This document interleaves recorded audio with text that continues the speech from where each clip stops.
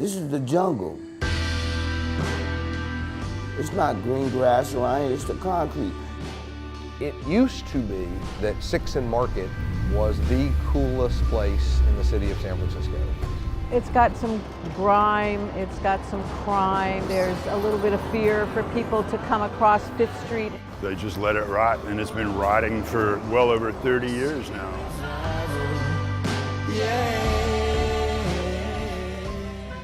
May 13th, 1922, the Warfield Theater opened with 5,000 seats on this corner and some illegal alcohol being sold in the basement. This was the coolest place to be in the whole city. Every other building was a theater. They had enormous marquees that went out all the way to the street.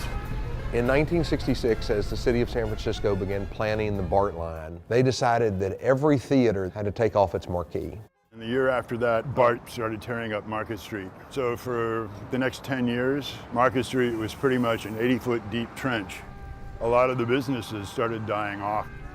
There is nowhere like it in the country. I'm completely convinced of that. The first time I came here and saw someone shooting up heroin at 2 p.m. on Tuesday afternoon, my mind was blown. How does this exist? How is a blind eye being turned to this? The retail is empty, the office buildings are empty, the sidewalks feel neglected. As a city, we've been talking about revitalization efforts here for about 50 years.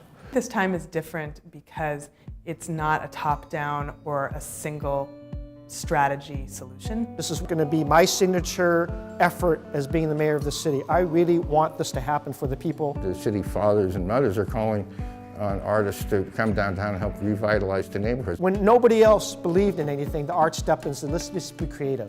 Let's get it in. Let's start movement. Let's start innovation. It gives me a lot of hope because it harkens to the area's past. The danger if this project fails is that we're never going to be able to try again. Will the arts actually bring economic development to the neighborhood? Will technology actually bring economic development to the neighborhood? Because they are coming. So the question is, what does it end up looking like when we're done?